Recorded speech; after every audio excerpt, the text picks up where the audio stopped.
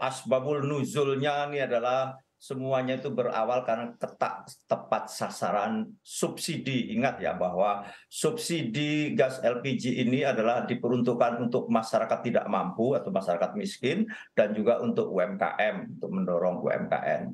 Hanya saja betul bahwa dari hari-hari ini dan itu terus-menerus terjadi, ketidak tepat sasaran tinggi. Memang angka berbagai hal. LPMUI misalnya sampai tingkat angka ketidak tepat sasaran 40% lebih. Demikian juga Bappenas, angka-angka di sekitar 40% ketidak tepat sasaran itu.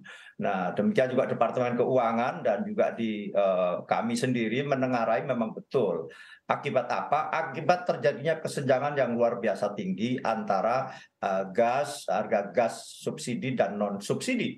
Nah, gas subsidi kan itu berdasarkan atau berbasis pada harga apa disebut dengan CP Aramco atau crude price Aramco, misalnya biasanya itulah yang terjadi, yang juga sangat tergantung dari fluktuasi harga minyak dunia. Memang kita bersyukur hari-hari ini crude mendekati angka 70-an, 70 sudah di bawah 80, tetapi kita semuanya melihat juga bahwa keadaan ini nampaknya juga kesementaraan mengingat beberapa faktor-faktor yang sangat dominan mempengaruhi harga minyak dunia adalah belum stabil. Misalnya tentang bagaimana perang di Ukraina dan Rusia dan juga hubungannya tata hubungan antara Rusia dan negara barat khususnya Amerika dan Eropa.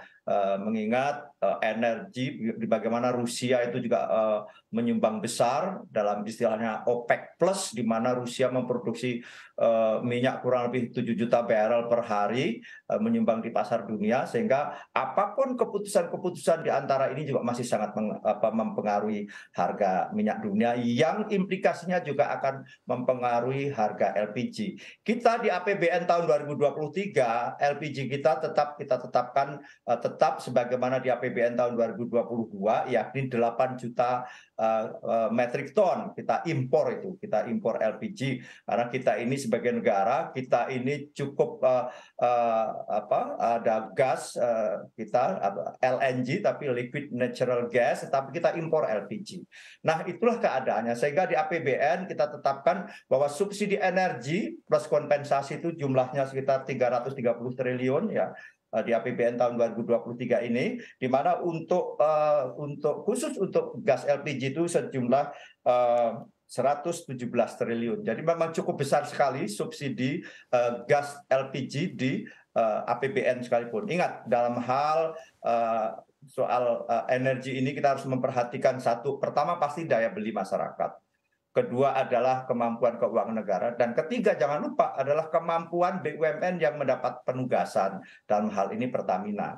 Memang ada juga dalam APBN kita, apa yang disebut dengan kompensasi, yakni untuk mengantisipasi kalau terjadi mismatch antara Indonesia Crude Price atau ICP yang ditetapkan di APBN dengan harga aktual dunia. Seperti anggaran tahun 2022 yang lalu, sungguh luar biasa, fluktuasi tinggi sekali antara apa yang ditetapkan di APBN dengan apa harga aktual. Nah, dalam pada itu kembali lagi bahwa subsidi itu sekali lagi ditujukan kepada masyarakat tidak mampu, masyarakat miskin dan juga usaha kecil menengah untuk mendorong ekonomi yang paling basic itulah. Hanya saja dalam realisasinya memang banyak hal yang terjadi penyimpangan, terjadi pengoplosan misalnya karena sekali lagi terjadi kesenjangan harga antara harga subsidi dengan harga aktual yang non subsidi. Hari ini misalnya bagi agen itu menebus ke Pertamina untuk LPG 3 kg itu adalah Rp4.000. Rp4.000, maka 3 kg itu menebusnya Rp12.000.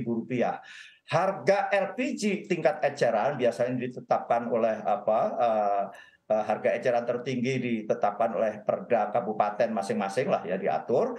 Kalau untuk di Pulau Jawa itu rata-rata antara 18 sampai 21.000, range-nya di situ. Maka ada keuntungan kurang lebih ya hampir 8.000 lah bagi pelaku usaha di bidang LPG ini. Nah, sementara di sisi lain harga LPG yang tidak subsidi itu setiap kilonya sekarang adalah mencapai Rp15.000. berarti ada kesenjangan yang luar biasa tuh, Rp11.000 per kilogram, kesenjangan antara harga LPG subsidi, yakni LPG 3 kilogram, dan harga non subsidi. Terjadinya disparitas harga ini maka terjadi berbagai hal, praktek-praktek penyimpangan, pengoplosan dan sebagainya, dan juga LPG 3 kilogram dikonsumsi bukan oleh masyarakat yang tidak mampu sebagaimana subsidi itu seharusnya. Nah, inilah yang terjadi, sehingga seluruh upaya kita lakukan. Memang idealnya nanti di ujung subsidi itu adalah tidak kepada barang, tetapi kepada orang atau kepada keluarga. Kenapa? Karena subsidi adalah untuk mempertahankan atau meningkatkan daya beli masyarakat. Nah, itulah, biarkan nanti barang itu menemukan titik equilibriumnya dengan hukum-hukum tertentu. Memang nanti juga ada intervensi negara. Misalnya kalau toh diintervensi, entah itu di hulu maupun di tengah maupun di hilirnya, tetapi semua masyarakat, semua marga negara menikmati itu.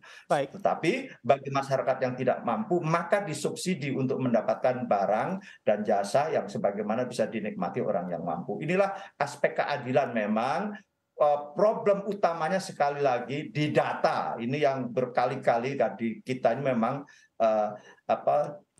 yang paling menjadi problem itu adalah akurasi data, seperti yang sering kita keluhkan bersama. Tetapi ingat, ini kan menyangkut big data yang kita mestinya sudah mampu.